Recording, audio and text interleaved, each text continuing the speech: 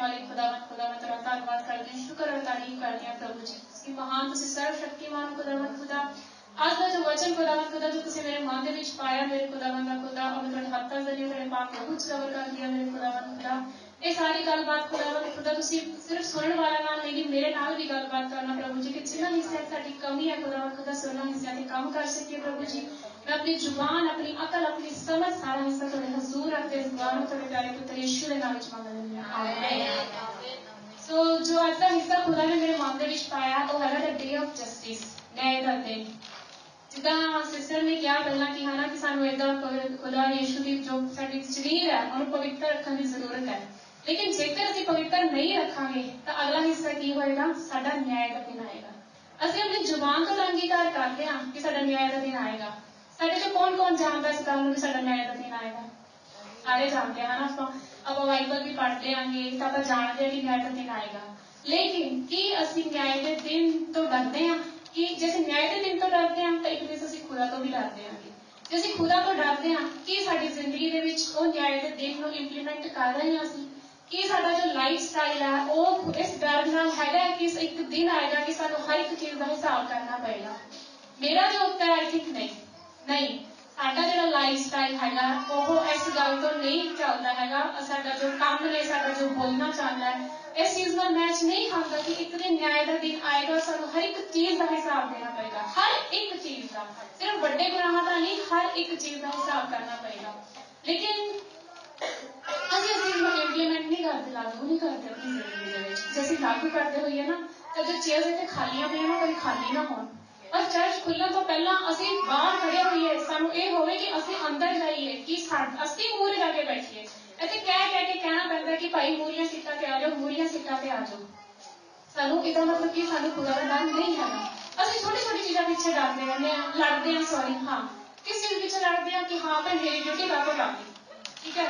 किसी भैन भरा की 15 दिनों बाद जो ड्यूटी रिपीट हो जाए किचन के विच बर्तन साफ करने की, तो साडा जवाब की हुंदा है 15 दिन पहला तो मेरी ड्यूटी लगी है, मेरी फिर किचन से साफ करने लाती ड्यूटी, ठीक है। और जे किसी भैन भरा को असीं टाइम दसना, टाइम तो पहला दसना भुल जाते कि सिस्टर पता साडी ड्यूटी है किचन के विच या क्लीनिंग की ड्यूटी है, कई बार दिमाग में स्किप हो जाता है। असीं टाइम तो जो कहते हैं कि हाँ जी ब्रदर जी थोड़ी सिस्टर की ड्यूटी है, मेरा लगे राजवीर नाल लड़ पैण कि हाँ तुहानूं दस्सिआ क्यों नहीं पहला, मेरी तो ड्यूटी सी कि दसना सी, मैं नहीं करनी हैगी। असीं जे छोटी छोटी गल्लां नूं लैके लड़ रहे हैं आपस दे विच, तां मैं नहीं सोचदी है कि सानूं न्याय दे दिन दा डर हैगा। जेकर सानूं डर होवे सानू खुशी होनी चाहिए कि लै मैं तो परमेश्वर अपने काम लिए यूज कर लेगा, मैं तो भज के जाके काम करा, लेकिन असीं लड़न लग जाते हैं। और भी बहुत सारे हिस्से ने, मैं 2 हिस्सों के विच अज अपना वचन शेयर करूंगी। एक कुछ चीज़ां एक्सपीरियंस जो मैंने की हैं और बाद में मैं वचन के नाल भी शेयर करूंगी, ताकि जो गल्लां बातां मैं अज करा सिर्फ मेरे वालों नहीं सबनों पता लगे कि परमेश्वर भी साडे नाल की गलबात कर रहा है। और हुण मैं एक होर अपना एक एक्सपीरियंस शेयर करूंगी ड्यूटी नूं लैके। कुछ दिन पहला एक अपने चर्च के विच ब्रदर की ड्यूटी लगाई गई सी किचन के विच बर्तन साफ करन दी, और मेरे बहुत सारे भैन भरा जानते हैं कि मेरी जिम्मेवारी होंदी है कि चर्च के जो भैन भरा किचन के विच ड्यूटी करते हैं बर्तन क्लीन करन दी, उन्होंने मैं इन्फॉर्म करती हूँ। फिर मैं हफ्ते 10 दिन पहला उस ब्रदर को कहा कि ब्रदर जी थोड़ी ड्यूटी है किचन के विच बर्तन साफ करन दी, और मैं एक सर्विस खत्म होने तो बाद इत्थे भी रिमाइंडर देनी होंदी है कि वीर जी सिस्टर जी थोड़ी ड्यूटी है। मैं उस ब्रदर का नाम नहीं लवांगी, मैं ब्रदर को गई, मैं कहा ब्रदर जी थोड़ी ड्यूटी है किचन क्लीनिंग करन दी, किचन में बर्तन साफ करन दी। तब ब्रदर ने मेरे पलट के जवाब दिता कि मैं खाना तो खा लूं। मैनू बड़ी हैरानी हुई, मैनू गुस्सा भी आया, बट मैं गल मैं किसी को दसी तो मैं सिर्फ प्रार्थना की कि ब्रदर परमेश्वर उन्होंने गलबात करन कि मैं एक क्वेश्चन पूछना चाहती हाँ कि मैनू यह जवाब क्यों दिता गया कि मैं अपने घरे बर्तन साफ करने को क्या सी, वो खुदा का घर सीगा जिथे मैं बर्तन साफ करने लिए कह रही सी, है ना। तो तुसीं मैनू इन्ने एटीट्यूड नाल क्यों बोल रहे हो, की रीजन है कि मैं सिर्फ अपनी जिम्मेवारी पूरी कर रही हूँ। तो असीं सोचते हैं कि जो मर्जी करिए सानूं किसी चीज़ का कोई हिसाब नहीं देना पड़ेगा, लेकिन सानूं हर एक चीज़ का हिसाब देना पड़ेगा। असीं पिक्चर देखांगे, सिस्टर अमन पिक्चर लगाएंगे,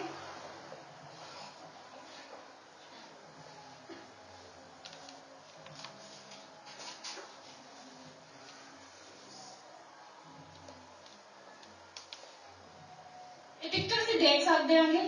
इस पिक्चर के असीं साफ साफ देख रहे हैं कि खुदा यीशु के मूहरे एक इंसान खड़ा, और इंसान कौन है, मैं ते तुसीं सारे। ਹੁਣ ਜਦੋਂ ਨਾਈਟ ਪ੍ਰੇਅਰਸ ਹੁੰਦੀਆਂ ਹੈਗੀਆਂ, ਪਿਛਲੇ ਹਫਤੇ ਮੈਂ ਜਦੋਂ ਆਪਣਾ ਨੋਟਿਸ ਸ਼ੇਅਰ ਕੀਤੇ ਤੇ ਮੈंने ਅਨਾਉਂਸ ਕੀਤਾ ਸੀ ਕਿ 10 ਵਜੇ ਸਾਡੀ ਨਾਈਟ ਪ੍ਰੇਅਰਸ ਹੁੰਦੀਆਂ ਤਾਂ ਤੁਸੀਂ ਭੈਣ ਭਰਾ ਜੁੜਿਆ ਕਰੋ। ਲੇਕਿਨ ਉਸ ਮੀਟਿੰਗ ਦੇ ਵਿੱਚ ਕੋਈ ਇੱਕ ਵੀ ਨਹੀਂ ਜੁੜਿਆ, ਠੀਕ ਹੈ। ਉਸ ਤੋਂ ਪਿਛਲੇ ਸੰਡੇ ਬ੍ਰਦਰ ਡੈਵਿਡ ਨੇ ਨੋਟਿਸ ਸ਼ੇਅਰ ਕੀਤੇ ਤੇ ਬ੍ਰਦਰ ਡੈਵਿਡ ਨੇ ਕਿਹਾ ਸੀਗਾ ਕਿ ਸੈਟਰਡੇ ਨੂੰ ਜੋ ਇਜ਼ਰਾਈਲ ਲਈ, ਸਾਈਪਰਸ ਲਈ ਪ੍ਰੈਸੀਕਿਊਟਡ ਕ੍ਰਿਸਚੀਅਨਸ ਦੇ ਲਈ ਜੋ ਪ੍ਰਾਰਥਨਾਵਾਂ ਹੁੰਦੀਆਂ ਉਹਦੇ ਵਿੱਚ ਜੁੜਿਆ ਕਰੋ।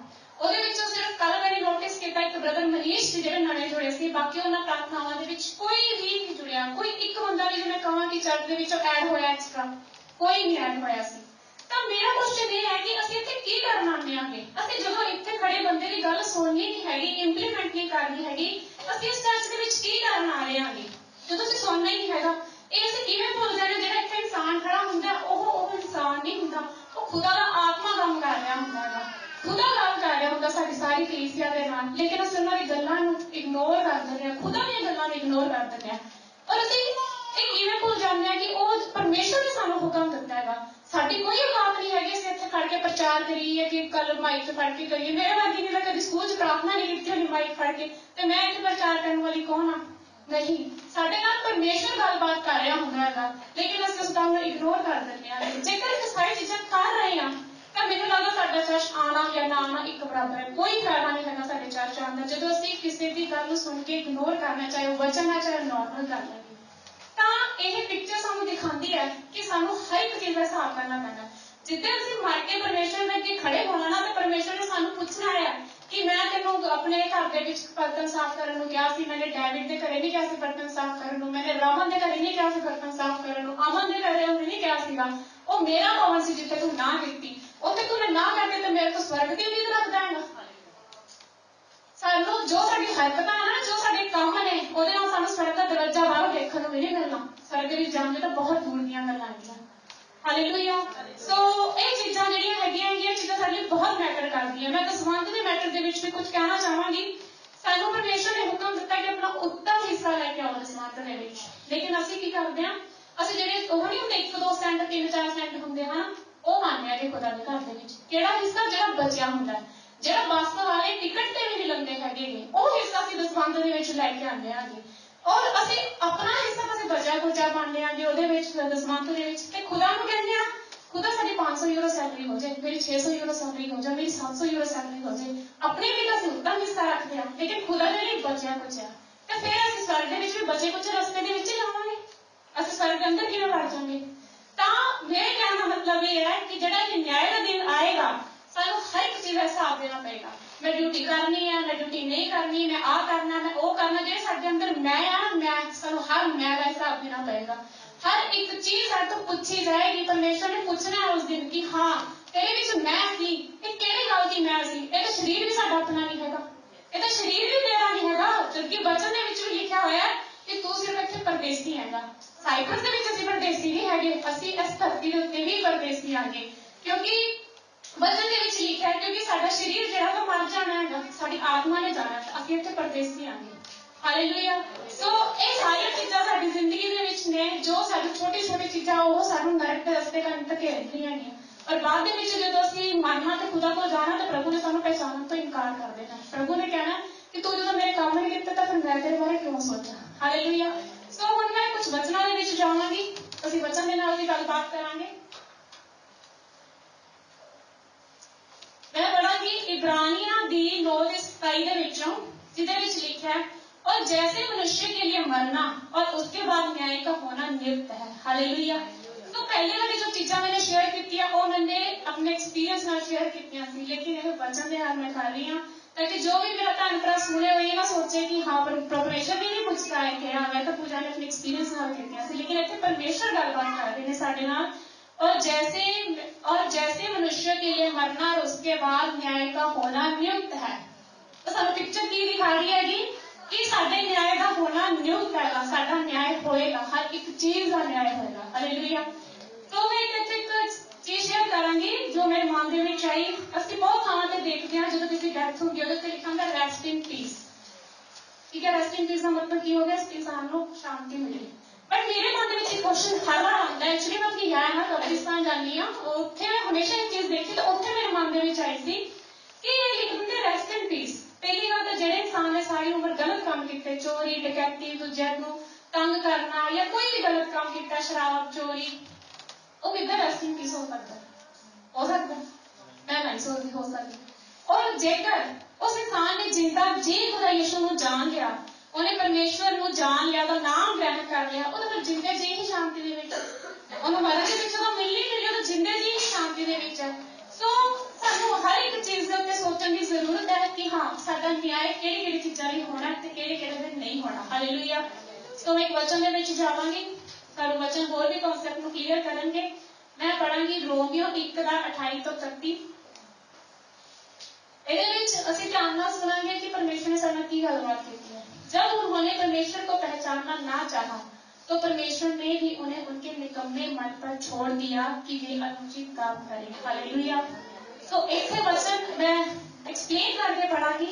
जब उन्होंने परमेश्वर को पहचानना ना चाहा, पर परमेश्वर ने साडे को सुसमाचार भी पहुंचाया, साडे नाल वचनां राहीं भी गलबात कीती, लेकिन जो तुसीं सुणनी नहीं हैगी परमेश्वर की, पर परमेश्वर ने की करे? तो परमेश्वर ने की किया? तो परमेश्वर ने उन्हें उनके निकम्मे मन पर छोड़ दिया कि वे अनुचित काम करें। परमेश्वर ने छाटा, जो भी करना करो, जिवें दा दिल करदा करो, पर मैं उस दिन बचूंगा जिस दिन तुसीं इस पिक्चर के हिसाब नाल जो असीं देखी है कि मेरे पूरे खड़े होंगे, उस दिन परमेश्वर ने साडे दा हिसाब लाना, न्याय के दिन जिस दिन साडे न्याय दा दिन आना है। तो मैं आगे बढ़ांगी 29वां वचन। इसलिए वे सब प्रकार के अधर्म और अदुष्टता, लोभ और व्यवहार से भर गए और डाह और हत्या, झगड़े और छल ईर्ष्या से भरपूर हो गए और चुगलखोर, बदनाम करने वाले, परमेश्वर से घृणा करने वाले, दूसरों का अनादर करने वाले, अभिमानी, दीनमान, बुरी बातें बनाने वाले, माता पिता की आज्ञा न मानने वाले, निर्बुद्धि, विश्वासघाती, मया रहित और निर्दय हो गए। हालेलुया। तो इस वचन ਦੇ ਵਿੱਚ ਸਾਨੂੰ ਕਿੰਨੀਆਂ ਚੀਜ਼ਾਂ ਦੱਸੀਆਂ ਗਈਆਂ ਹੈਗੀਆਂ। ਅਸੀਂ ਪਿਕਚਰ ਦੇਖਾਂਗੇ, ਸਿਸਟਰ ਰਮਨ ਇੱਕ ਹੋਰ ਪਿਕਚਰ ਲਗਾਣਗੇ। ਇਹ ਕੀ ਦਿਖਾ ਰਿਹਾ ਹੈਗਾ? ਅੱਗ, ਕਾਲੀ ਅੱਗ ਹੈ, ਨਰਕ ਅੱਗ।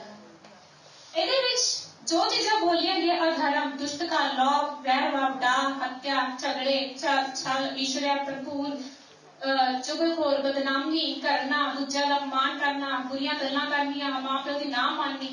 जेकर असीं इन्हां चीज़ां नूं अपनी जिंदगी दे विच लागू करांगे और परमेश्वर के हिसाब नाल नहीं चलांगे तो एक दिन असीं इस अग दे विच खड़े होवांगे। ਇਹ अग कितनी भयानक है, कितनी खतरनाक लग रही है। जे असीं हुण इस प्रेजेंट टाइम 1 मिनट ਜਿਹੇ जी अग दे विच खड़े होए ना, असीं तो भज जाना, असीं 1 मिनट नहीं खड़ सकते। लेकिन जेकर असीं इसे तरीके नाल अपनी जिंदगी नूं गुजारते रहे, जो चीज़ां इत्थे लिखियां, तो असीं एक दिन इस नरक की अग दे विच असीं खड़े होवांगे और जो इंसान चीका मार रहा ना असीं होवांगे, लेकिन सानूं छुड़ाउण वाला कोई नहीं होएगा, कोई भी नहीं सानूं माफ करने वाला होएगा। ਜਦੋਂ तक साडा शरीर है, ਜਦੋਂ तक असीं धरती ते हैगे आंगे, उदों तक तो असीं कुछ भी कर सकते हैं, असीं अपनी जिंदगी नूं सुधार भी सकते हैं, अपने पापा की तौबा भी कर सकते हैं। लेकिन ਜਦੋਂ असीं मर गए फिर सानूं इत्थे जाना पैना है जे असीं अपनी जिंदगी दे विच वो चीज़ां नहीं सुधारदे जो परमेश्वर ने साडी रखीआं हैगीआं। हालेलुया। सो ਇਹਦੇ ਵਿੱਚ मैं अपना कुछ एक्सपीरियंस भी शेयर करांगी। रमन दीदी ने थोड़े टाइम पहले एक स्टेटस पाया सीगा, हफ्ते पाया सी कि ਉਹਦੇ ਵਿੱਚ लिखा ਸੀ कि लोग सानूं मूर्ख समझदे ने, परमेश्वर लोग सानूं मूर्ख समझदे नेगे, पर ਉਹ ਕਿਵੇਂ ਭੁੱਲ ਜਾਂਦੇ ਨੇ कि खुदा सब कुछ जानता है। और एंड ਤੇ लिखਿਆ ਹੋਇਆ ਸੀ ਉਹ जीसस, ਜਿਹੜਾ एंड ਤੇ लिखਿਆ ਹੋਇਆ ਸੀ ना ਉਹ जीसस, ਉਹ बहुत ही हार्ट टचिंग ਸੀगा कि सचमुच ਉਹ जीसस, ਉਹ परमेश्वर कि लोग सानूं कितना मूर्ख समझदे ने कि ਅਸੀਂ नहीं जानते ਸਾਡੇ ਨਾਲ ਕੀ ਹੋ ਰਿਹਾ है। मैं देखा टीम ਦੇ ਵਿੱਚ आके एक नवी चीज़ सीखी कि जिन्हां नूं स्टेजेस करवाइयां जांदियां, कली मैं नहीं बहुते नाल हुंदा है चीज़, जिन्हां स्टेजेस करवाइयां जांदियां ਉਹ ਸਾਨੂੰ मूर्ख समझदे ने, बड़े बहाने लाते हैं, असीं आस्ते तां नहीं कर पाए, असीं स्टेज ਉਹਦੇ करके नहीं कर पाएगे, ये वो बहुत तरह के झूठ बोले जाते हैं। वो सोचते हैं कि असीं मूर्ख हाँ, लीडर जिहड़े टीम दे विच बैठे ने मूर्ख ना, कुछ नहीं पता लगता, पता सारा कुछ ही होंदा, लेकिन पवित्र आत्मा की अगवाई दे नाल असीं ये चीज़ नहीं करते हैगे कि असीं ने ये पाप कमाना है, क्योंकि तुसीं न्याय करना दे हिसाब देना ना देना, पर असीं ना देना। परमेश्वर ने सानूं पूछना कि तुहानूं इस जगह ते मैं ठहराया सीगा, तुसीं आर्गूमेंट्स क्यों कीते? असीं उस इंसान नूं प्रार्थना दे विच रख लिया कि ਉਹਦੇ ਨਾਲ लड़न झगड़न की बजाय। मैं बहुत बार देखा है कि हाँ मैं वो स्टेज के टॉपिक्स में सेंड किए ते उत्तों स्टेटस देख के अगले ने इग्नोर करता, मतलब सीन नहीं दिता। उन्हें की दिखाया मैंने उस इंसान ने कि मैं तो स्टेटस देखा ही नहीं है तुहाडा कि तुसीं मैनूं वीडियो भेजे फीडबैक वास्ते, ਜਿਹੜੇ ਇਨਸਾਨ ਦਾ ਮੂੰਹ ਦਿਨ ਰਾਤ ਕੰਨਾਂ ਦੇ ਉੱਤੇ ਲੱਗਿਆ ਹੋਇਆ ਤੇ ਉਹ ਇਨਸਾਨ ਮੈਨੂੰ ਮੂਰਖ ਬਣਾਉਣ ਦੀ ਕੋਸ਼ਿਸ਼ ਕਰ ਰਿਹਾ ਕਿ ਹਾਂ ਕਿ ਮੈਂ ਤਾਂ ਉਹ ਦੇਖਿਆ ਹੀ ਨਹੀਂ ਤੁਹਾਡਾ ਮੈਸੇਜ। ਤਾਂ ਉਹ ਜੀਸਸ ਹੀ ਨੋਜ਼ ਐਵਰੀਵਨ, ਖੁਦਾ ਸਭ ਕੁਝ ਜਾਣਦਾ ਹੈਗਾ। ਜਦੋਂ ਅਸੀਂ ਅਜਿਹੀ ਹਰਕਤਾਂ ਕਰਦੇ ਹਾਂ ਨਾ, ਤੁਸੀਂ ਸਾਹਮਣੇ ਵਾਲੇ ਨੂੰ ਤਾਂ ਮੂਰਖ ਬਣਾ ਲੈਂਦੇ ਹੋ, ਠੀਕ ਹੈ, ਲੇਕਿਨ ਜਿਹੜੀ ਇਹਦੀ ਅੱਗ ਤੋਂ ਕਿਵੇਂ ਬਚੋਗੇ, ਇਹਨੂੰ ਕਿਵੇਂ ਮੂਰਖ ਬਣਾਓਗੇ, ਉਸ ਰੱਬ ਨੂੰ ਕਿਵੇਂ ਮੂਰਖ ਬਣਾਓਗੇ ਜਿਹਦੇ ਕੋਲ ਮਰ ਕੇ ਅਸੀਂ ਜਾਣਾ ਹੈਗਾ। ਨਹੀਂ, ਇਹ ਚਲਾਕੀਆਂ ਇੱਥੇ ਹੀ ਚੱਲਦੀਆਂ ਇਸ ਦੁਨੀਆ ਦੇ ਵਿੱਚ। ਅਸੀਂ ਕਹਿੰਦੇ ਅਸੀਂ ਬੜੇ ਚਲਾਕ ਹਾਂ, ਅਸੀਂ ਬਹੁਤ ਕੁਝ ਕਰ ਸਕਦੇ, ਅਸੀਂ ਆਗੇ ਕਰ ਸਕਦੇ ਹਾਂ, ਲੇਕਿਨ ਉੱਥੇ ਜਾ ਕੇ ਸਾਡੀ ਮੈਂ ਹੋ ਜਾਣੀ ਹੈ ਕਿ ਜਦੋਂ ਅਸੀਂ ਉੱਥੇ ਜਾਣਾ ਹੈਗਾ। ਹਾਲੇਲੂਇਆ। ਤੇ ਇੱਕ ਹੁਣ ਪਿੱਛੇ ਜਿਹੇ ਮੈਂ ਜਦੋਂ ਪਾਸਟਰ ਡਾਇਗੋ ਨੇ ਆਪਣੇ ਦੀਵਾਰ ਨੂੰ ਪ੍ਰਚਾਰ ਕੀਤਾ ਸੀ, ਬਹੁਤ ਪਾਵਰਫੁਲ ਕੀਤਾ, ਜਿਨ੍ਹਾਂ ਮੈਂ ਭਰਾਵਾਂ ਨੇ ਸੁਣਿਆ ਪਾਲੀ ਮੈਕੋ ਦੇ ਵਿੱਚ ਆਨਲਾਈਨ ਅਸੀਂ ਸੁਣਿਆ ਸੀ, ਬਹੁਤ ਅੱਛਾ ਸੀ। ਉਹਦੇ ਵਿੱਚ ਪਾਸਟਰ ਡਾਇਗੋ ਨੇ ਇੱਕ ਗੱਲ ਕਹੀ ਸੀ ਕਿ ਜਦੋਂ ਅਸੀਂ ਖੁਦਾ ਨੂੰ ਪਹਿਲ ਦਿੰਦੇ ਹਾਂ ਨਾ, ਤਾਂ ਖੁਦਾ ਵੀ ਸਾਨੂੰ ਪਹਿਲ ਦਿੰਦਾ ਹੈ। ਹਾਲੇਲੂਇਆ। ਲੇਕਿਨ ਜਦੋਂ ਅਸੀਂ ਖੁਦਾ ਨੂੰ ਦੂਜੇ ਤੀਜੇ ਨੰਬਰ ਤੇ ਰੱਖਦੇ ਹਾਂ ਤਾਂ ਖੁਦਾ ਵੀ ਸਾਨੂੰ ਦੂਸਰੇ ਤੀਜੇ ਨੰਬਰ ਤੇ ਹੀ ਰੱਖਦਾ ਹੈ। ਹੁਣ ਪਿੱਛੇ ਦੇ ਚਰਚ ਦੇ ਵਿੱਚ ਡੈਡ ਬ੍ਰਦਰ ਔਰ ਸਿਸਟਰ ਉਹਨਾਂ ਚਰਚ ਦੇ ਐਲਡਰ ਚੁਣੇ ਗਏ ਨੇ, ਹਨਾ, ਅਸੀਂ ਜਲਸ ਫੀਲ ਕਰਨ ਲੱਗ ਜਾਂਦੇ ਕਿ ਇਹ ਕਿਉਂ ਚੁਣੇ ਗਏ, ਮੈਂ ਕਿਉਂ ਨਹੀਂ ਚੁਣੀ ਗਈ, ਠੀਕ ਹੈ, ਲੇਕਿਨ ਮੈਂ ਕਦੀ ਇਹ ਜਾਣਨ ਦੀ ਕੋਸ਼ਿਸ਼ ਨਹੀਂ ਕੀਤੀ ਕਿ ਕਦੋਂ ਸਾਰੀ ਰਾਤ ਬੈਠ ਕੇ ਪ੍ਰਾਰਥਨਾਵਾਂ ਕਰਦੀ ਹੋਵੇ ਸਿਸਟਰ ਨਾਲ, ਕੀ ਤਾਂ ਡੈਡ ਬ੍ਰਦਰ ਸਾਰੀ ਰਾਤ ਜਾਗਣ ਵਾਲੀ ਪ੍ਰਾਰਥਨਾਵਾਂ ਕੀਤੀਆਂ ਹੋਣ, ਜਾਂ ਉਹਨਾਂ ਨੇ ਆਪਣੀ ਜ਼ਿੰਦਗੀ ਦੇ ਵਿੱਚ ਪਹਿਲ ਪਰਮੇਸ਼ਰ ਨੂੰ ਦਿੱਤੀ ਤਾਂ ਪਰਮੇਸ਼ਰ ਨੇ ਉਹਨਾਂ ਨੂੰ ਵੀ ਪਹਿਲੇ ਨੰਬਰ ਤੇ ਲਿਆਤਾ। ਲੇਕਿਨ ਅਸੀਂ ਕੀ ਕਰਦੇ ਹਾਂ, ਅਸੀਂ ਉਹਨਾਂ ਤੋਂ ਸਿੱਖਣ ਦੀ ਬਜਾਏ ਅਸੀਂ ਜਲਸ ਮਹਿਸੂਸ ਕਰਨ ਲੱਗ ਜਾਂਦੇ ਹਾਂ। ਜਦੋਂ ਮੈਨੂੰ ਗਾਤਾ ਵਾ ਹੈ, ਮੈਨੂੰ ਬਣਾ ਦਿੰਦੇ ਆ, ਮੈਨੂੰ ਕਿਉਂ ਨਹੀਂ ਬਣਾਇਆ।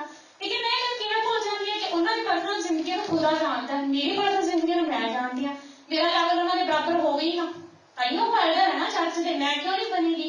ਇਹ ਚੀਜ਼ਾਂ ਜਦੋਂ ਅਸੀਂ ਆਪਣੇ ਮਨ ਦੇ ਵਿੱਚ ਰੱਖਦੇ ਹਾਂ, ਇਹ ਜਲਸ ਅੱਗ ਜਿਹੜੀ ਝੂਠ ਧੋਖੇ ਜਦੋਂ ਅਸੀਂ ਆਪਣੇ ਅੰਦਰ ਰੱਖਦੇ ਹਾਂ ਨਾ, ਤਾਂ ਇਸ ਚੀਜ਼ਾਂ ਦਾ ਹਿਸਾਬ ਸਾਨੂੰ ਦੇਣਾ ਪੈਣਾ। ਅਸੀਂ ਇਹ ਨਾ ਸੋਚੀਏ ਕਿ ਸਾਨੂੰ ਵੱਡੇ ਵੱਡੇ ਗੁਨਾਹਾਂ ਦਾ ਹਿਸਾਬ ਕਰਨਾ ਪੈਣਾ, ਚੋਰੀ ਡਕੈਤੀ ਜਾਂ ਫਿਰ ਕੋਈ ਵੱਡਾ ਕੋਈ ਪਾਪ ਜਾਂ ਫਿਰ ਕਿਸੇ ਦੀ ਹੱਤਿਆ, ਕੋਈ ਵੱਡੇ ਗੁਨਾਹ ਦਾ, ਸਾਨੂੰ ਇਹਨਾਂ ਚੀਜ਼ਾਂ ਦਾ ਵੀ ਹਿਸਾਬ ਦੇਣਾ ਪੈਣਾ। ਤੇ ਜਿਸ ਦੇ ਸਾਨੂੰ ਹਿਸਾਬ ਦੇਣਾ ਪੈਣਾ, ਸਾਨੂੰ ਇਸ ਅੱਗ ਨੂੰ ਝਾੜਨਾ ਪੈਣਾ। ਹਾਲੇਲੂਇਆ। ਸੋ ਮੈਂ ਇੱਕ ਵਚਨ ਦੇ ਵਿੱਚ ਜਾਵਾਂਗੀ, 2 Corinthians 4:4, और उन अविश्वासियों के लिए जिनकी बुद्धि संसार के ईश्वर ने अंधी कर दी, ताकि मसीह जो परमेश्वर का प्रतीक है उसके तेजों में सुसमाचार का प्रकाशन न ऊपर चढ़े। हालेलुया। इस वचन को डिस्क्राइब एक्सप्लेन करने तो पहले एक गल शेयर करांगी। एक मेरे मन में उਦੋਂ ਹੋਈ ਸੀ ਜਦੋਂ ਇੱਕ ਮਸੀਹ ਭਰਾ ਮੈਨੂੰ ਮਿਲਿਆ ਤੇ ਉਹਨੇ ਮੈਨੂੰ ਕਿਹਾ ਕਿ ਕੋਈ ਸਵੈਗ ਨਰਕ ਨਹੀਂ ਹੈਗਾ, ਇੱਥੇ ਹੀ ਸਾਰਾ ਕੁਝ ਜਿਹੜਾ ਕੁਝ ਹੈਗਾ, ਠੀਕ ਹੈ। ਤੇ ਮੇਰੇ ਮਨ ਦੇ ਵਿੱਚ ਆਈ ਕਿ ਬਾਈਬਲ ਦੇ ਵਿੱਚ ਇੰਨਾ ਕੁਝ ਐਕਸਪਲੇਨੇਸ਼ਨ ਕਰਨ ਦੇ ਬਾਵਜੂਦ ਵੀ ਇਹ ਗੱਲ ਕਿਵੇਂ ਮੇਰੇ ਬ੍ਰਦਰ ਨੇ ਕਹਿਤੀ ਕਿ ਹਾਂ ਵੀ ਕੋਈ ਨਰਕ ਸਵਰਗ ਨਹੀਂ ਹੈਗਾ। ਬਾਈਬਲ 'ਚ ਤਾਂ ਸਭ ਕੁਝ ਐਕਸਪਲੇਨ ਹੈ, ਇੱਕ ਦਿਨ ਤੁਸੀਂ ਮਰਨਾ ਹੈ ਤਾਂ ਤੁਹਾਡਾ ਨਿਆਂ ਹੋਣਾ, ਤੇ ਤੁਸੀਂ ਕੀ ਕਹਿੰਦੇ ਹੈ ਕਿ ਆਪਣਾ ਸਵਰਗ ਦੇ ਵਿੱਚ ਜਾਂ ਨਰਕ ਦੇ ਵਿੱਚ ਕਿਤੇ ਵੀ ਜੋ ਵੀ ਸਾਡੀ ਜਗ੍ਹਾ ਹੋਈ ਅਸੀਂ ਜਾਣਾ ਆ। ਤੇ ਮੈਂ ਉਸ ਤੋਂ ਬਾਅਦ ਇਹ ਚੀਜ਼ਾਂ ਪੜ੍ਹਨੀਆਂ ਸ਼ੁਰੂ ਕੀਤੀਆਂ ਤਾਂ ਮੇਰੇ ਅੱਗੇ ਵਚਨ ਆਇਆ, ਤੇ ਇਸ ਵਚਨ ਦੇ ਵਿੱਚ ਮੈਂ ਇਹ ਗੱਲ ਕਹਾਂਗੀ, ਇਸ ਵਚਨ ਦੇ ਵਿੱਚ ਇਹ ਸਾਨੂੰ ਪਤਾ ਲੱਗਦਾ ਹੈ ਕਿ ਜਿਹੜਾ ਸ਼ੈਤਾਨ ਹੈ ਨਾ, ਉਹ ਕਦੇ ਨਹੀਂ ਚਾਹੁੰਦਾ ਸੀ ਖੁਦਾ ਦੇ ਘਰ ਦੇ ਵਿੱਚ ਜਾਈਏ। ਇਸੇ ਕਰਕੇ ਉਹਨੇ ਕੀ ਕੀਤਾ, ਲੋਕਾਂ ਨੂੰ ਅੰਨਾ ਕਰਤਾ, ਲੋਕਾਂ ਦੇ ਮਨ ਦੇ ਵਿੱਚ ਕੀ ਗੱਲ ਬਿਠਾਤੀ ਕਿ ਕੋਈ ਨਰਕ ਸਵਰਗ ਨਹੀਂ ਹੈਗਾ, ਕੁਛ ਨਹੀਂ ਹੈਗਾ, ਸਾਰੀ ਜ਼ਿੰਦਗੀ ਬਸ ਇੱਥੇ ਇੱਥੇ ਇੰਜੋਏ ਕਰੋ, ਇੱਕ ਜ਼ਿੰਦਗੀ ਮਿਲਣੀ ਹੈ, ਜਦੋਂ ਮਾਰਾਂਗੇ ਉਦੋਂ ਦੇਖਾਂਗੇ ਅਸੀਂ ਉੱਪਰ ਜਾ ਕੇ ਕੀ ਹੁੰਦਾ ਹੈਗਾ। ਤਾਂ ਇੱਥੇ ਇਸ ਵਚਨ ਤੋਂ ਸਾਨੂੰ ਪਤਾ लगता है 2 Corinthians 4:4, और उन अविश्वासियों के लिए जिनकी बुद्धि संसार के ईश्वर ने, संसार का ईश्वर कौन है? शैतान। शैतान ने की किया, लोगों को अन्ना करता, अंधी कर दी, ताकि मसीह जो परमेश्वर का प्रतीक है, उन्होंने लोगों को अंधा करता कि कोई स्वर्ग नरक है ही नहीं, ताकि मसीह जो परमेश्वर का प्रतीक है उसके तेजों में सुसमाचार का प्रकाश उन पर ना चमके, कि ताकि मसीह जो परमेश्वर का प्रतीक है ना, ਤਾਂ ਉਹਦਾ ਜਿਹੜਾ ਹੈਗਾ ਸੁਸਮਾਚਾਰ ਜਿਹੜਾ ਹੈਗਾ ਉਹਨਾਂ ਤੱਕ ਨਾ ਪਹੁੰਚੇ। ਜਦੋਂ ਅਸੀਂ ਵੀ ਇਵੈਂਜਲਿਜ਼ਮ ਲਈ ਜਾਂਦੇ ਹਾਂ, ਲੋਕ ਧਿਆਨ ਹੀ ਨਹੀਂ ਦਿੰਦੇ, ਲੋਕ ਇਹ ਗੱਲ ਸੋਚਦੇ ਆ ਕਿ ਕੀ ਇਹ ਖੁਦਾ ਯਿਸੂ ਦਾ ਪ੍ਰਚਾਰ ਕਰਦੇ ਸੀ, ਤੇ ਏਦਾਂ ਵੀ ਸਾਡੇ ਨਾਲ ਹੁੰਦਾ ਹੈਗਾ, ਅਸੀਂ ਫੇਰ ਕਰ ਚੁੱਕੇ ਇਹਨਾਂ ਚੀਜ਼ਾਂ ਨੂੰ। ਤਾਂ ਇਹ ਕੰਮ ਕੌਣ ਕਰ ਰਿਹਾ? ਸ਼ੈਤਾਨ। ਸ਼ੈਤਾਨ ਨੇ ਉਹਨਾਂ ਲੋਕਾਂ ਨੂੰ ਅੰਨਾ ਕਰ ਦਿੱਤਾ। ਉਹ ਚਾਹੁੰਦਾ ਹੀ ਨਹੀਂ ਹੈਗਾ ਕਿ ਪ੍ਰਭੂ ਦਾ ਸੁਸਮਾਚਾਰ ਪਹੁੰਚੇ ਤੇ ਰੂਹਾਂ ਬਚਾਈਆਂ ਜਾਣ। ਇਸੇ ਕਰਕੇ ਹੁਣ ਦੁਨੀਆ ਦੇ ਵਿੱਚ ਪਾਪ ਜਿਹੜਾ ਦਿਨੋਂ ਦਿਨ ਵੱਧਦਾ ਜਾ ਰਿਹਾ। ਅਸੀਂ ਟਿਕਟੌਕ ਖੋਲ ਕੇ ਦੇਖਦੇ ਹਾਂ ਤਾਂ ਹਰ ਇੱਕ ਚੀਜ਼ ਪਾਪ ਨਾਲ ਭਰੀ ਪਈ ਹੈ। ਮੁੰਡਾ ਮੁੰਡੇ ਨਾਲ ਵਿਆਹ ਕਰਾ ਰਿਹਾ, ਕੁੜੀ ਕੁੜੀ ਨਾਲ ਵਿਆਹ ਕਰਾ ਰਹੀ ਹੈ, ਬਾਪ ਬੇਟੀ ਦਾ ਰਿਲੇਸ਼ਨਸ਼ਿਪ ਜੋ ਬਾਪ ਬੇਟੀ ਵਰਗਾ ਨਹੀਂ ਰਿਹਾ ਹੈਗਾ। ਚੰਡੀਗੜ੍ਹ ਤੇ ਆਪਣੇ ਮੁੰਬਈ ਵਰਗੇ ਸ਼ਹਿਰ, ਵੱਡੇ ਸ਼ਹਿਰਾਂ ਦੇ ਵਿੱਚ ਕੁੜੀਆਂ ਨਸ਼ੇ ਨਾਲ ਤੁਹਾਨੂੰ ਸੜਕਾਂ ਤੇ ਮਿਲ ਜਾਣਗੀਆਂ। ਤਾਂ ਤੁਸੀਂ ਦੇਖੋ ਕਿ ਪਾਪ ਕਿੱਥੇ ਪਹੁੰਚ ਚੁੱਕਿਆ ਹੈ। ਜੋ ਰਿਲੇਸ਼ਨਸ਼ਿਪ ਪਵਿੱਤਰ ਮੰਨੇ ਜਾਂਦੇ ਸੀਗੇ, ਪਿਓ ਬੇਟੀ ਦਾ ਦਾ ਰਿਲੇਸ਼ਨਸ਼ਿਪ ਪਵਿੱਤਰ ਮੰਨਿਆ ਜਾਂਦਾ ਸੀ, ਭੈਣ ਭਰਾਵਾਂ ਦਾ ਰਿਲੇਸ਼ਨਸ਼ਿਪ ਪਵਿੱਤਰ ਮੰਨਿਆ ਜਾਂਦਾ ਸੀ। ਸ਼ੈਤਾਨ ਨੇ ਲੋਕਾਂ ਨੂੰ ਇੰਨਾ ਕੁ ਪਾਗਲ ਕਰਤਾ ਕਿ ਅੱਜ ਕੱਲ੍ਹ ਭੈਣ ਭਰਾ ਤੇ ਭਰਾ ਭੈਣ ਤੇ ਨਹੀਂ ਭਰੋਸਾ ਕਰ ਸਕਦੇ। ਅੱਜ ਕੱਲ੍ਹ ਅਸੀਂ ਸਾਡੀ ਤਾਂ ਕਿਸਮਤ ਚੰਗੀ ਹੈ ਕਿ ਸਾਡੇ ਮਾਂ ਪਿਓ ਏਦਾਂ ਦੇ ਨਹੀਂ ਹੈਗੇ, ਪਰ ਜਿਨ੍ਹਾਂ ਲੋਕਾਂ ਨਾਲ ਇਹ ਕੁਝ ਹੁੰਦਾ ਹੈਗਾ, ਅਸੀਂ ਜਿਹੜੀ ਚੀਜ਼ਾਂ ਨਿਊਜ਼ ਦੇ ਵਿੱਚ ਦੇਖਦੇ ਹਾਂ ਸੁਣਦੇ ਹਾਂ ਤਾਂ ਸੱਚ ਨੇ, ਪਰ ਜਿਨ੍ਹਾਂ ਨਾਲ ਹੋਈਆਂ ਕਿੰਨੀ ਵੱਡੀ ਪਾਪ ਦਾ ਕਿੱਡਾ ਵੱਡਾ ਐਗਜ਼ਾਮਪਲ ਹੈ ਕਿ ਪਾਪ ਕਿੱਥੇ ਪਹੁੰਚ ਚੁੱਕਿਆ, ਲੋਕ ਕਿੰਨੇ ਜ਼ਿਆਦਾ ਪਾਪ ਵਿੱਚ ਡਿੱਗ ਚੁੱਕੇ ਨੇ। ਇਹ ਕੰਮ ਕੌਣ ਕਰ ਰਿਹਾ ਹੈ? ਸ਼ੈਤਾਨ। ਸ਼ੈਤਾਨ ਨੇ ਲੋਕਾਂ ਨੂੰ ਅੰਨਾ ਕਰਤਾ, ਪਾਗਲ ਬਣਾਤਾ, ਉਹਦੀ ਅੱਖਾਂ ਬੰਦ ਕਰਤੀਆਂ ਕਿ ਹਾਂ ਕੋਈ ਖੁਦਾ ਹੈ ਹੀ ਨਹੀਂ, ਕੋਈ ਰੱਬ ਹੈ ਹੀ ਨਹੀਂ, ਕੋਈ ਸਵਰਗ ਨਰਕ ਹੈ ਹੀ ਨਹੀਂ। ਲੇਕਿਨ ਜੋ ਪਾਪ ਹੋ ਰਹੇ ਨੇ, ਜਿਨ੍ਹਾਂ ਦੀਆਂ ਗੱਲਾਂ ਕੀਤੀਆਂ, ਉਹਦਾ ਸਭ ਦਾ ਹਿਸਾਬ ਹੋਏਗਾ, ਨਿਆਂ ਦਾ ਦਿਨ ਆਏਗਾ, ਉਸ ਦਿਨ ਅਸੀਂ ਇਸ ਅੱਗ ਦੇ ਵਿੱਚ ਖੜੇ ਹੋਵਾਂਗੇ। ਹਾਲੇਲੂਇਆ। ਸੋ ਇੱਕ ਵਚਨ ਹੋਰ ਪੜਾਂਗੀ, रोमियो 8:12 और 13। हालेलुया। इसलिए हे भाइयों, हम शरीर के कर्जदार नहीं कि शरीर के अनुसार दिन काटे, क्योंकि तुम शरीर के अनुसार दिन काटोगे तो मरोगे, यदि आत्मा से देह की क्रियाओं को मारोगे तो जीवित रहोगे। हालेलुया। तो सानू ये वचन की दस रहा है कि इसलिए हे भाइयों, ऐसे करके हे भरावो, हम शरीर के कर्जदार नहीं कि शरीर के अनुसार दिन काटे। ਅਸੀਂ शरीर के ਕੰਮਾਂ ਲਈ ਨਹੀਂ ਆਏ ਹੈਗੇ, ਅਸੀਂ ਪ੍ਰਭੂ ਦੇ ਤੇ ਆਤਮਾ ਦੇ ਕੰਮਾਂ ਲਈ ਆਏ ਹਾਂ। ਲੇਕਿਨ ਸਾਡਾ ਧਿਆਨ ਕਿੱਧਰ ਹੈ? ਸਰੀਰਿਕ ਕੰਮਾਂ ਵੱਲ, ਜੋ ਸਾਨੂੰ ਸਰੀਰ ਦਿਖਾਉਂਦਾ ਹੈ। हम शरीर के कर्जदार नहीं कि शरीर के अनुसार दिन काटे, क्योंकि यदि तुम शरीर के अनुसार दिन काटोगे तो मरोगे। जेकर ਅਸੀਂ शरीर के हिसाब ਨਾਲ ਚੱਲਾਂਗੇ ਤਾਂ ਅਸੀਂ ਮਰਾਂਗੇ, ਤਾਂ ਮਰਾਂਗੇ। यदि आत्मा से देह की क्रियाओं को मारोगे, ਤਾਂ ਜੋ ਸਾਡੀ ਆਤਮਾ ਸਾਨੂੰ ਗਾਈਡ ਕਰਦੀ ਹੈ ਤੇ ਉਹਦੇ ਨਾਲ ਅਸੀਂ ਸਰੀਰ ਦੀਆਂ ਜੋ ਇੱਛਾਵਾਂ ਨੂੰ ਮਾਰ ਦਾਂਗੇ ਤਾਂ ਅਸੀਂ ਜੀਵਿਤ ਰਹਾਂਗੇ। ਕਿਹੜੇ ਜੀਵਿਤ ਰਹਾਂਗੇ? ਮਰਨ ਤੋਂ ਬਾਅਦ ਜਿਹੜਾ ਅਸੀਂ ਜੀਣਾ ਹੈ। ਹਾਲੇਲੂਇਆ। ਤਾਂ ਇਹ ਵਚਨ ਸਾਨੂੰ ਸਿਖਾਉਂਦਾ ਹੈ ਕਿ ਅਸੀਂ ਇਸ ਧਰਤੀ ਦੇ ਉੱਤੇ ਸਰੀਰਕ ਕੰਮਾਂ ਲਈ ਨਹੀਂ ਆਏ ਹੈਗੇ, ਅਸੀਂ ਆਤਮਿਕ ਹਿੱਸਿਆਂ ਲਈ ਆਏ ਹਾਂਗੇ। ਤੇ ਵਚਨ ਦੇ ਬਾਅਦ ਇੱਕ ਹੋਰ ਕਹਾਂਗੀ ਕਿ ਕਦੀ ਮੈਂ ਕਈ ਜਣਿਆਂ ਤੋਂ ਸੁਣਿਆ ਹੈ ਕਿ ਹਨ ਗਲਤ ਕੰਮ ਕਰਨ ਦੇ ਬਾਵਜੂਦ ਵੀ ਅਸੀਂ ਕਹਿ ਦਿੰਦੇ ਹਾਂ, ਅਸੀਂ ਪਰਮੇਸ਼ਰ ਤੇ ਇਲਜ਼ਾਮ ਲਗਾ ਦਿੰਦੇ ਹਾਂ ਕਿ ਸਾਨੂੰ ਪਵਿੱਤਰ ਆਤਮਾ ਨੇ ਗਾਈਡ ਨਹੀਂ ਕੀਤਾ। ਪਵਿੱਤਰ ਆਤਮਾ ਗਾਈਡ ਕਰਦਾ ਆ। ਜਦੋਂ ਵੀ ਅਸੀਂ ਕੋਈ ਗਲਤ ਕੰਮ ਕਰਦੇ ਹਾਂ, ਸਾਡੇ ਮਨ ਦੇ ਵਿੱਚ ਦੋ ਚੀਜ਼ਾਂ ਕੰਮ ਕਰਦੀਆਂ, ਇੱਕ ਸ਼ੈਤਾਨ ਦੀ ਆਤਮਾ, ਇੱਕ ਪ੍ਰਭੂ ਦੀ ਆਤਮਾ। ਸਾਨੂੰ ਹਮੇਸ਼ਾ ਪਵਿੱਤਰ ਆਤਮਾ ਗਾਈਡ ਕਰਦਾ ਹੈ, ਲੇਕਿਨ ਅਸੀਂ ਆਪਣਾ ਫਾਲਟ ਨਹੀਂ ਕਰਦੇ, ਅਸੀਂ ਆਪ ਨਹੀਂ ਸੁਣਦੇ ਹੈਗੇ, ਅਸੀਂ ਸੁਣਦੇ ਹੀ ਨਹੀਂ ਹੈਗੇ ਉਹਨਾਂ ਦੀ ਗੱਲ। ਅਸੀਂ ਪਵਿੱਤਰ ਆਤਮਾ ਦੀ ਗੱਲ ਸੁਣ ਕੇ ਜੇ ਅਸੀਂ ਗਲਤ ਕੰਮ ਕਰ ਰਹੇ ਹਾਂ ਤਾਂ ਅਸੀਂ ਸ਼ੈਤਾਨ ਦੀ ਗੱਲ ਨੂੰ ਸੁਣ ਲੈਂਦੇ ਹਾਂਗੇ। ਲੇਕਿਨ ਮੈਂ ਬਹੁਤ ਵਾਰ ਸੁਣਿਆ ਕਈ ਭੈਣ ਭਰਾ ਇਹ ਕਹਿ ਦਿੰਦੇ ਮੈਨੂੰ ਪਵਿੱਤਰ ਆਤਮਾ ਨੇ ਸਹੀ ਗਾਈਡ ਨਹੀਂ ਕੀਤਾ। ਪਵਿੱਤਰ ਆਤਮਾ ਕਿਵੇਂ ਗਲਤ ਗਾਈਡ ਕਰ ਸਕਦੀ ਹੈ ਜੋ ਖੁਦਾ ਦੀ ਦਿੱਤੀ ਹੋਈ ਹੈਗੀ? ਲੇਕਿਨ ਅਸੀਂ ਕੀ ਕਰਦੇ? ਅਸੀਂ ਸੁਣਦੇ ਹੀ ਸ਼ੈਤਾਨ ਦੀ ਗੱਲ ਦੀ। ਤੇ ਫਿਰ ਸਾਡਾ ਫਾਲਟ ਹੈ ਕਿ ਖੁਦਾ ਦਾ ਫਾਲਟ ਹੈ? ਅਸੀਂ ਆਪਣੇ ਆਪ ਤੇ ਕਦੀ ਨੁਕਸ ਨਹੀਂ ਕਰਦੇ। ਮੈਂ ਕਹਿੰਦੀ ਹਾਂ ਮੇਰਾ ਪਰਫੈਕਟ ਹੈ, ਜੋ ਗਲਤੀ ਹੈ ਪਰਮੇਸ਼ਰ ਦੀ ਹੈ। ਜੇ ਮੇਰੇ ਨਾਲ ਕੁਝ ਮਾੜਾ ਹੋਊਗਾ ਨਾ, ਮੈਂ ਪ੍ਰਾਰਥਨਾ ਕਰੂੰਗੀ ਤਾਂ ਮੈਂ ਇਹ ਨਹੀਂ ਕਹਿਣਾ ਹੈਗਾ ਕਿ ਹਾਂ ਮੇਰੀ ਗਲਤੀ ਸੀ, ਮੇਰੇ ਪਰ ਪ੍ਰਭੂ ਕੀ ਕਮੀ ਸੀ, ਤੂੰ ਮੈਨੂੰ ਦਿਖਾ। ਮੈंने परमेश्वर ਨਾਲ लड़ना शुरू कर देना, हाँ खुदा तूने आ किया क्या नहीं किया मेरे लिए। ਤਾਂ ਇਸ ਕਰਕੇ ਸਾਨੂੰ ਹਰ ਇੱਕ ਚੀਜ਼ ਦਾ ਹਿਸਾਬ ਦੇਣਾ ਪੈਣਾ ਹੈ, ਨਿਆਂ ਦਾ ਦਿਨ ਆਏਗਾ। ਤਾਂ मैं एक वचन पढ़ांगी 1 कुरिन्थियों 3:1। क्योंकि संसार के निकट का ज्ञान परमेश्वर की निकट मूर्खता है, और जैसा लिखा है कि वह ज्ञानियों को उनकी चतुराई में फंसा देता है। ਇਹ ਵਚਨ ਕੀ ਦਿਖਾਉਂਦਾ ਹੈ ਕਿ ਜੋ ਤੁਸੀਂ ਸੋਚਦੇ ਹੋ ਨਾ ਕਿ ਸੰਸਾਰ ਦੇ ਵਿੱਚ ਮੈਂ ਬਹੁਤ ਹੀ ਜ਼ਿਆਦਾ ਇੰਟੈਲੀਜੈਂਟ ਹਾਂ, ਮੈਂ ਬਹੁਤ ਹੀ ਜ਼ਿਆਦਾ ਚਲਾਕ ਹਾਂ, ਤਾਂ ਪਰਮੇਸ਼ਰ ਕੀ ਕਹਿੰਦਾ ਹੈ ਕਿ ਪਰਮੇਸ਼ਰ ਦੀ ਨਿਕਟ ਮੂਰਖਤਾ ਹੈ। ਜਿਹੜੀ ਤੁਹਾਡੀ ਚਲਾਕੀ ਹੈ ਨਾ, ਜਿਹੜੇ ਤੁਸੀਂ ਕਰਦੇ ਹੋਗੇ, ਉਹ ਮੇਰੇ ਅੱਗੇ ਕੂੜਾ ਕਰਕਟ ਹੈ। ਜਿਹੜਾ ਤੁਸੀਂ ਆਪਣੇ ਆਪ ਨੂੰ ਕਹਿੰਦੇ ਹੋ ਮੈਂ ਬਹੁਤ ਚਲਾਕ ਹਾਂ, वह ज्ञानियों को उनकी चतुराई में फंसा देता है। कौन? शैतान।